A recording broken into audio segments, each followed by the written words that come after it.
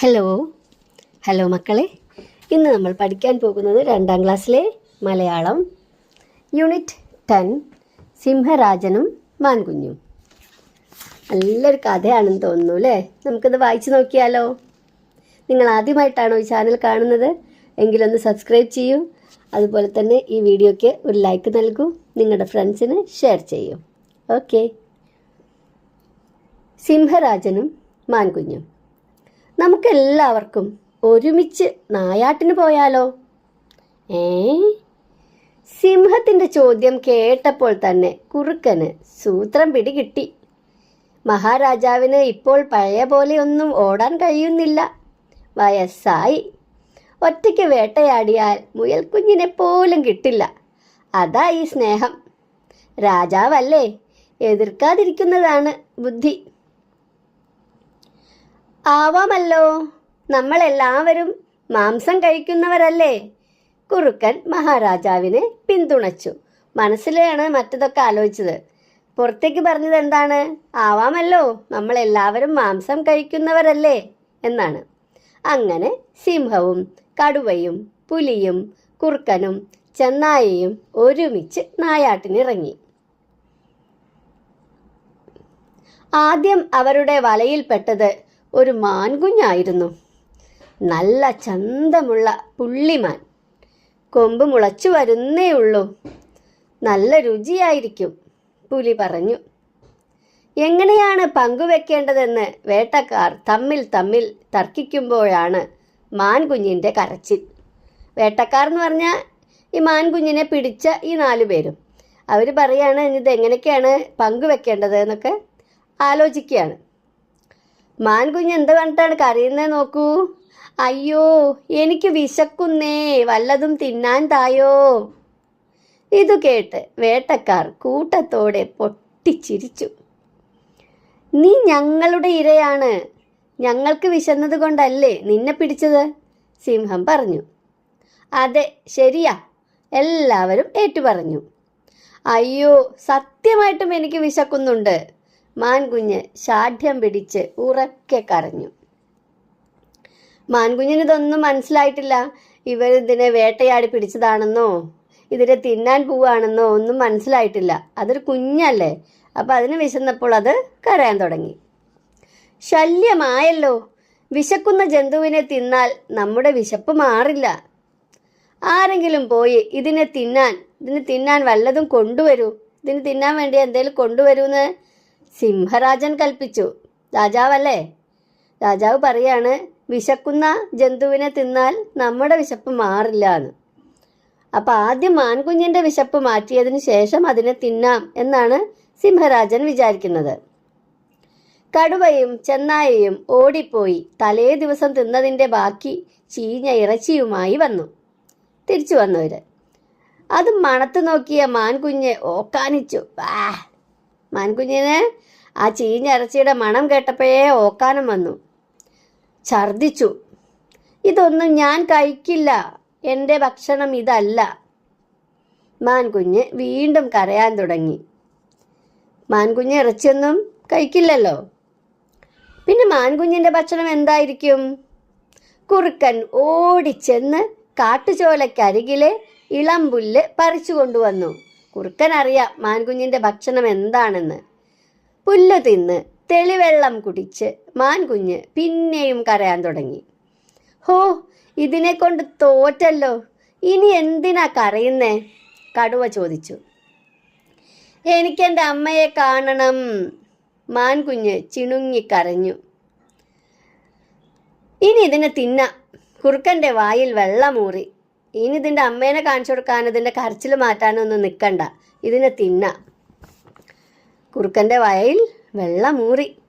സിംഹം കുറുക്കനെ തറപ്പിച്ചു നോക്കി. സിംഹത്തിന് ദേഷ്യം വന്നു അത് കേട്ടപ്പോൾ. കരയുന്ന മാൻകുഞ്ഞിനെ മണപ്പിച്ച് നോക്കി. മാൻകുഞ്ഞിനെ ഒന്നിങ്ങനെ മണപ്പിച്ച് നോക്കി. മാൻകുഞ്ഞ് സിംഹരാജനെ കെട്ടിപ്പിടിച്ചു. മാൻകുഞ്ഞ് ഒന്നും അറിയാത്ത കുഞ്ഞല്ലേ, അപ്പോൾ മാൻകുഞ്ഞ് ഇങ്ങനെ മണപ്പിച്ച് അടുത്തേക്ക് വന്നപ്പോൾ എന്താക്കി? സിംഹരാജനെ അങ്ങോട്ട് കെട്ടിപ്പിടിച്ച് കരഞ്ഞു. സിംഹരാജൻ്റെ മനസ്സിൽ സ്നേഹത്തിൻ്റെ നീരുറവ പൊടിഞ്ഞു. മനസ്സിലങ്ങോട്ട് സ്നേഹം അങ്ങോട്ട് പൊട്ടി വരികയാണ്. സിംഹം മാനിനെ ഒറ്റയ്ക്ക് തിന്നും. നമ്മൾ കഷ്ടപ്പെട്ടത് വെറുതെയാകും. കടുവയും ചെന്നായിയും പാറപ്പുറത്ത് നഖമുരച്ച് മുരുണ്ടു. മുരളാണ്, അവർക്ക് ദേഷ്യം വന്നിട്ട് എന്നാണ് അവരുടെ ശബ്ദം. അവിടെ എന്താണ് വിചാരിക്കുന്നത്? സിംഹം മാനിനെ ഒറ്റയ്ക്ക് തിന്നും, നമ്മൾ കഷ്ടപ്പെട്ടത് വെറുതെയാകും. അപ്പം സിംഹം പറയുന്നത് എന്താ നോക്കൂ, ഇവൾ കുഞ്ഞല്ലേ, നമുക്ക് ഇവളെ വളർത്താം. സിംഹം വാത്സല്യത്തോടെ മാൻകുഞ്ഞിൻ്റെ പുറത്ത് തലോടി. സിംഹരാജൻ തിന്നാനൊന്നും ഉദ്ദേശിക്കുന്നില്ല. ഇവൾ കുഞ്ഞല്ലേ, നമുക്ക് ഇവളെ വളർത്താമെന്നാണ് പറയുന്നത്. സിംഹരാജനോട് മറുത്തു പറയാൻ ആർക്കും ധൈര്യം വന്നില്ല. മാൻകുഞ്ഞ് ആശ്വാസത്തോടെ സിംഹത്തിൻ്റെ കഴുത്തിലെ നീണ്ട രോമങ്ങൾക്കിടയിൽ മുഖം ചേർത്ത് കിടന്നു. മാൻകുഞ്ഞിന് അതിൻ്റെ അമ്മയെ ഓർമ്മ വന്നു. അങ്ങനെ കിടക്കുമ്പോൾ അമ്മയാണ് ഓർക്കുന്നത്. അമ്മയാണല്ലോ കുട്ടികളുടെ കൂടെ അതേപോലെ സ്നേഹത്തോടെ ഓമനിച്ച് അല്ലേ കെട്ടിപ്പിടിച്ച് കിടക്കുന്നത്. അപ്പോൾ മാൻകുഞ്ഞിന് അതിൻ്റെ അമ്മയെ ഓർമ്മ വന്നു. എന്നിട്ടെന്താണ്ടായത്, പിറ്റേ ദിവസം എന്തുണ്ടായി എന്നൊക്കെയാണ് ഇനി നമ്മൾ കഥയിൽ എഴുതേണ്ടത്. നമ്മൾ ഉണ്ടാക്കണം ഈ കഥ ബാക്കി. കഥ പൂർത്തിയാക്കാം. അപ്പം നിങ്ങൾക്ക് എന്താ തോന്നുന്നത്, ഇതിൻ്റെ ബാക്കി എന്തായിരിക്കും? അപ്പം അങ്ങനെ മാൻകുഞ്ഞ് സിംഹത്തിൻ്റെ അടുത്ത് ആ രോമങ്ങൾക്കിടയിൽ മുഖം ചേർത്ത് കിടന്ന് ഉറങ്ങിയിട്ടുണ്ടാവും അല്ലേ? അപ്പോൾ ഉറങ്ങിയതിന് ശേഷം പിറ്റേ ദിവസം രാവിലെ ഇവർ മാൻകുഞ്ഞിനെ തിന്നോ, അതോ ഇവർ വളർത്താൻ തന്നെ തീരുമാനിച്ചോ? എന്താ ഉണ്ടായെന്ന് നമുക്കൊന്ന് നോക്കിയാലോ. മാൻകുഞ്ഞിന് അതിൻ്റെ അമ്മയെ കാണണമെന്നാണ് ഈ സിംഹത്തിൻ്റെ അടുത്ത് ചേർന്ന് കിടന്നപ്പോൾ ആഗ്രഹിക്കുന്നത് അല്ലേ? അപ്പോഴോ അമ്മയും ഇതേപോലെ മാൻകുഞ്ഞിനെ കാണാതെ വിഷമിച്ച് തിരഞ്ഞു നടക്കുകയാവില്ലേ അല്ലേ? അപ്പം നമുക്കൊന്ന് നോക്കാം, ഈ അമ്മ മാൻകുഞ്ഞിനെ അന്വേഷിച്ച് വന്നോന്നറിയണ്ടേ. പിറ്റേന്ന് രാവിലെ സിംഹം മാൻകുഞ്ഞിന് കാവലിരുന്നു. ആരും മാൻകുഞ്ഞിനെ ഒന്നും ചെയ്യാതിരിക്കാൻ വേണ്ടി സിംഹം മാൻകുഞ്ഞിന് കാവലിരിക്കുകയാണ്. കടുവയും ചെന്നായയും വേട്ടയാടാനിറങ്ങി. കുഞ്ഞിനെ അന്വേഷിച്ചു നടന്ന തള്ളമാൻ ഇവരുടെ മുന്നിൽപ്പെട്ടു. ചെന്നായയ്ക്കും കടുവയ്ക്കും സന്തോഷമായി. ഹാവൂ, ഇന്നത്തെ കാര്യം കുശാലായി. അവർ തള്ളമാനിനെ സിംഹരാജന്റെ മുന്നിലെത്തിച്ചു. സിംഹരാജന്റെ അടുത്ത് നിൽക്കുന്ന തൻ്റെ കുഞ്ഞിനെ അവൾ കണ്ടു. അവൾ ഓടിച്ചെന്ന് കുഞ്ഞിനെ വാരിപ്പുണർന്നു. അമ്മയെ കണ്ടപ്പോൾ മാൻകുഞ്ഞിനും സന്തോഷമായി. അവളുടെ കരച്ചിലൊക്കെ മാറി. സിംഹരാജൻ കടുവയോടും ചെന്നായയോടും പറഞ്ഞു, ഈ അമ്മയെയും കുഞ്ഞിനെയും കാട്ടിലേക്ക് വിട്ടേക്കൂ, അവരവിടെ സന്തോഷമായി ജീവിക്കട്ടെ. സിംഹരാജനോട് നന്ദി പറഞ്ഞ് അമ്മമാനും കുഞ്ഞുമാനും കാട്ടിലേക്ക് ഓടി മറഞ്ഞു. ഇങ്ങനെ നമുക്ക് ഈ കഥ പൂർത്തിയാക്കിയാലോ? അപ്പോൾ ഇതുപോലെ നിങ്ങളും കഥ നിങ്ങളുടെ നോട്ട് പുസ്തകത്തിൽ എഴുതാം. കഥ വായിച്ചല്ലോ, ചോദ്യങ്ങൾക്ക് ഉത്തരം കണ്ടെത്തി എഴുതാം. കഥയിലെ പ്രധാന കഥാപാത്രങ്ങൾ ആരെല്ലാമാണ്? സിംഹരാജൻ, കടുവ, കുറുക്കൻ, ചെന്നായ, മാൻകുഞ്ഞ്, പുലി. വേട്ടക്കാർ പൊട്ടിച്ചിരിച്ചതെപ്പോൾ? വിശക്കുന്നേ എന്ന മാൻകുഞ്ഞിൻ്റെ കരച്ചിൽ കേട്ടപ്പോഴാണ് വേട്ടക്കാർ പൊട്ടിച്ചിരിച്ചത്. കഥയിൽ നിന്നും കൂടുതൽ ചോദ്യങ്ങൾ കണ്ടെത്തി ചോദ്യോത്തര പയറ്റ് നടത്താം. ഇനി നമ്മൾ കുറച്ച് ചോദ്യങ്ങൾ ഇതിൽ നിന്ന് കണ്ടുപിടിക്കണം. ഒരുമിച്ച് നായാട്ടിന് പോകാൻ പദ്ധതിയിട്ടത് ആരാണ്? സിംഹരാജൻ. രണ്ടാമത്തെ ചോദ്യം, ആവാമല്ലോ, നമ്മളെല്ലാവരും മാംസം കഴിക്കുന്നവരല്ലേ, ആരാണ് ഇങ്ങനെ പറഞ്ഞത്? കുറുക്കൻ. ആരെല്ലാം കൂടിയാണ് നായാട്ടിന് ഇറങ്ങിയത്? സിംഹം, പുലി, ചെന്നായ, കുറുക്കൻ, കടുവ. 4. നായാട്ടിനിറങ്ങിയ വേട്ടക്കാരുടെ വലയിൽ ആദ്യം പെട്ടത് ആരായിരുന്നു? മാൻകുഞ്ഞ്. മാൻകുഞ്ഞ് കരഞ്ഞത് എന്തിനായിരുന്നു? വിശന്നിട്ട്. നീ ഞങ്ങളുടെ ഇരയാണ്, ഞങ്ങൾക്ക് വിശന്നത് കൊണ്ടല്ലേ നിന്നെ പിടിച്ചത്. ആരാണ് ഇങ്ങനെ പറഞ്ഞത്? സിംഹം. മാൻകുഞ്ഞിൻ്റെ കരച്ചിൽ മാറ്റാൻ എന്തു ചെയ്യാനാണ് സിംഹരാജൻ കൽപ്പിച്ചത്? ആരെങ്കിലും പോയി ഇതിന് തിന്നാൻ വല്ലതും കൊണ്ടുവരൂ എന്നാണ് സിംഹരാജൻ കൽപ്പിച്ചത്. 8. എന്തു മണത്തപ്പോഴാണ് മാൻകുഞ്ഞ് ഓക്കാനിച്ചത്? കടുവയും ചെന്നായയും കൊണ്ടുവന്ന ചീഞ്ഞ ഇറച്ചി മണത്തപ്പോഴാണ് മാൻകുഞ്ഞ് ഓക്കാനിച്ചത്. ഒരുപാട് ചോദ്യങ്ങളുണ്ട് കേട്ടോ. നമുക്കിതിൽ നിന്ന് കുറച്ച് ചോദ്യങ്ങൾ മാത്രം നിങ്ങളുടെ നോട്ട് പുസ്തകത്തിലേക്ക് എഴുതാം. അടുത്തത് വിരൽ ചിത്രങ്ങൾ തയ്യാറാക്കാം. വിരൽ ചിത്രങ്ങൾ നോക്കൂ, നമ്മുടെ ടെക്സ്റ്റ് ബുക്കിലെ കുറച്ച് വിരൽ ചിത്രങ്ങൾ കൊടുത്തിട്ടുണ്ട്. ഇനി നിങ്ങളും ഇതുപോലെ നിങ്ങളുടെ നോട്ട് പുസ്തകത്തിൽ തയ്യാറാക്കണം. ഓക്കെ. അടുത്തത് കാട്ടിലെ ഉത്സവമേളം. മന്ദാരക്കാട്ടിൽ ഉത്സവമാണ്. കാട്ടിലെ ജീവികളെല്ലാം ഉത്സവത്തിന് ഒത്തുകൂടി. ഒപ്പം നാട്ടിൽ നിന്നും അയൽക്കാടുകളിൽ നിന്നും പക്ഷികളും മൃഗങ്ങളും മറ്റു ജീവികളും വിരുന്നെത്തി.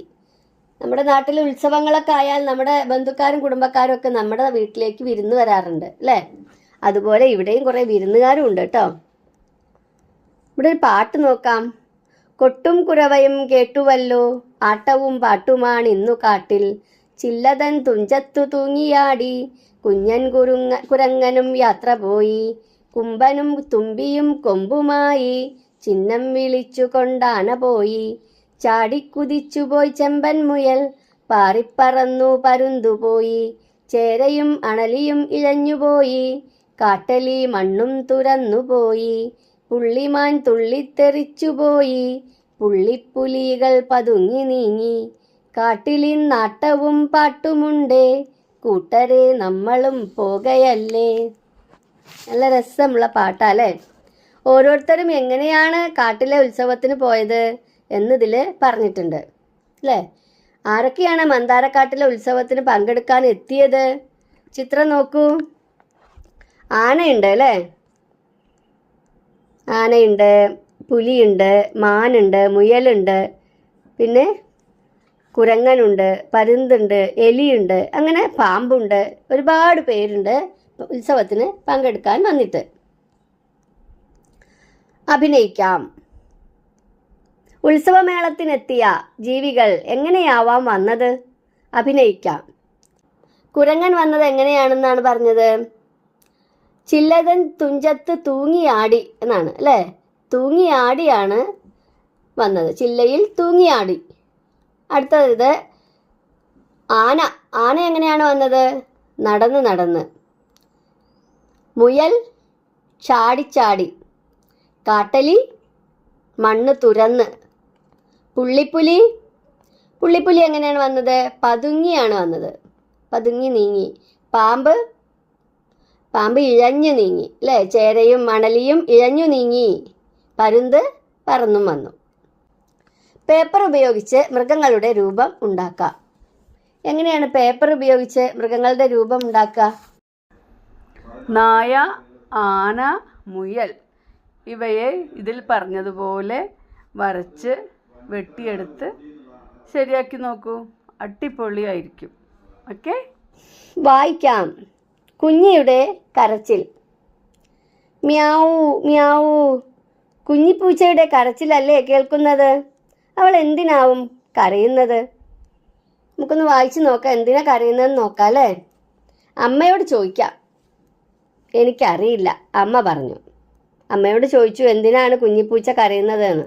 അപ്പം അമ്മ എന്താ പറഞ്ഞ്? എനിക്കറിയില്ല എന്ന്. എന്നാൽ അച്ഛനോട് ചോദിക്കാം. അച്ഛാ എന്തിനാണ് കുഞ്ഞി കരയുന്നത്? ജോലിക്കിടയിൽ അച്ഛൻ പറഞ്ഞു എനിക്കറിയില്ല. നീ പോയി നോക്കുന്നാണ്. ഇനി ആരോട് ചോദിക്കും? ചേട്ടനോട് ചോദിച്ചാലോ? കുഞ്ഞിപ്പൂച്ച എന്തിനാ ചേട്ടാ കരയുന്നത്? ചേട്ടൻ ദേഷ്യത്തോടെ കണ്ണുരുട്ടി. ഇനി എന്ത് ചെയ്യും? കുഞ്ഞിയോട് തന്നെ ചോദിക്കാം. പിന്നാമ്പുറത്തെ വിറകുകെട്ടുകൾക്കിടയിലാണ് അവൾ. കുഞ്ഞി, എന്തിനാ നീ കരയുന്നത്? വിശന്നിട്ടാണോ? മ്യാവൂ. അവൾ തലയാട്ടി. മ്യാവൂ മ്യാവൂ. കുഞ്ഞി കരയുന്നത് എന്തിനാണെന്ന് അവളോട് തന്നെയായിരുന്നു ആദ്യം ചോദിക്കേണ്ടിയിരുന്നത്. അപ്പം നമ്മുടെ ഇടയിലൊക്കെ ആളുകൾ അങ്ങനെ ഒരു സ്വഭാവമുള്ളതാണ്. അവരോട് തന്നെ ചോദിക്കേണ്ട കാര്യം മറ്റു പലരോടും ചോദിക്കും. എന്നാൽ നേരെ ഉത്തരം കിട്ടുമോ? ശരിയായ ഉത്തരം കിട്ടുകയില്ല. അപ്പോൾ നമ്മൾ എന്ത് ചെയ്യണമെന്നാണ് പറയുന്നത്? എന്തിനാ കരഞ്ഞത് എന്ന് നമ്മൾ കുഞ്ഞിയോട് തന്നെ ചോദിക്കുക, അല്ലെങ്കിൽ ആ ആളോട് തന്നെ ചോദിച്ച് മനസ്സിലാക്കാം. ഓക്കെ. ഇത്രയേ ഉള്ളൂ നമ്മുടെ ഈ പാഠഭാഗത്ത്. ഇതിലെ പ്രവർത്തനങ്ങളിൽ മന്ദാരക്കാട്ടിലെത്തിയ ജീവികളെ കണ്ടല്ലോ. അങ്ങനെയുള്ള ആ ജീവികളെ തരംതിരിക്കലും ഒക്കെ നമുക്ക് നമ്മുടെ വർക്ക് ബുക്കിൽ നിന്ന് ചെയ്തു നോക്കാം. അപ്പോൾ ഈ വീഡിയോ എല്ലാവർക്കും മനസ്സിലായി എന്ന് വിചാരിക്കുന്നു. എല്ലാവർക്കും താങ്ക്സ് ഫോർ വാച്ചിങ്.